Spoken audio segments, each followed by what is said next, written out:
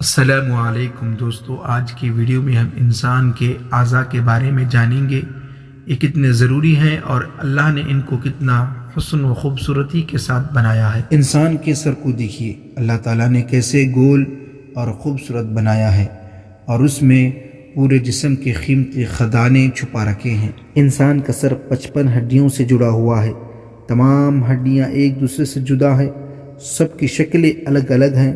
6 ہڈیاں کھوپڑی کے حصے میں ہیں، 24 اوپر کے جبڑے میں اور 2 نیچے کے جبڑے میں اور باقی دانت میں ہیں۔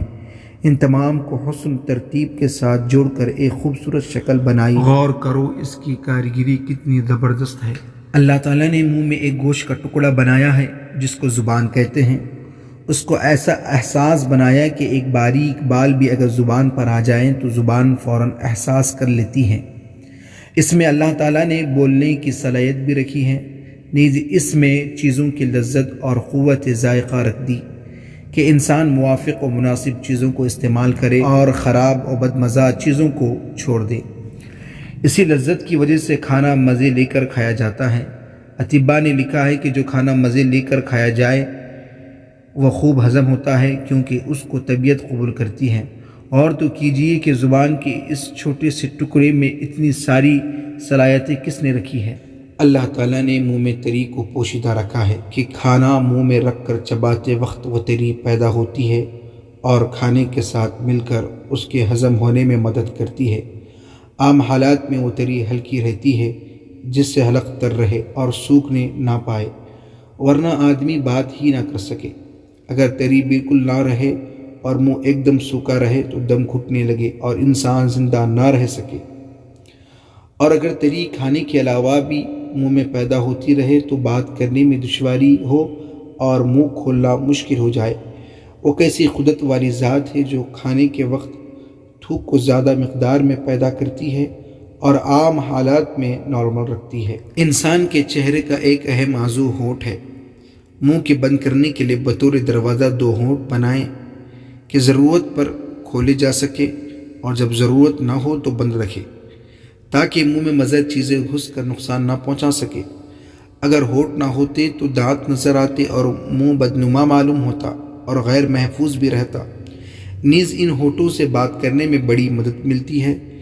ان کی مختلف حرکات سے بعض حروف پیدا ہوتے ہیں اور انسان اپنی بات کو ہونٹوں کی مدد سے ظاہر کرتا ہے۔ ان ہونٹوں سے کھانے میں بڑی مدد ملتی ہے۔ آنکھوں کی حفاظت کے لیے اللہ تعالیٰ نے پلکوں کی شکل میں بہترین 2 نازک پردے بنائے۔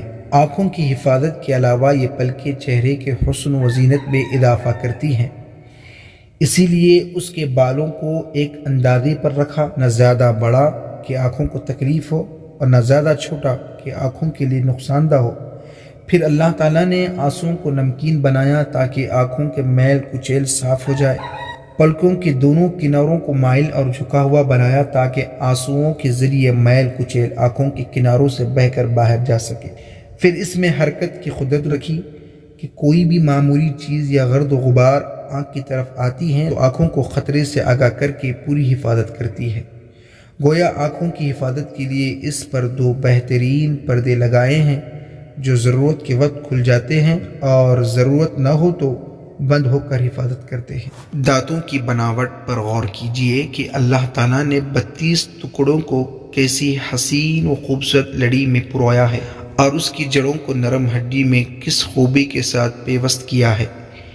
یہ دانت ایک طرف جہاں چہرے کے حسن و زینت ہیں، وہیں ان سے ہم چبانے، کاٹنے، پیسنے اور توڑنے کا اہم کام کر لیتے ہیں، اور اللہ کی عجیب قدرت کے ان کو 32 ٹکڑوں میں بنایا، ایک ہی سالم ہڈی میں ان کو نہیں ڈھالا ورنہ منہ میں بڑی تکلیف ہوتی۔ اسی طرح اگر ایک دانت میں کوئی خرابی ہوتی تو باقی دانتوں سے کام لیا جا سکتا ہے۔ ایک سالم ہڈی ہونے کی صورت میں یہ ممکن نہ تھا۔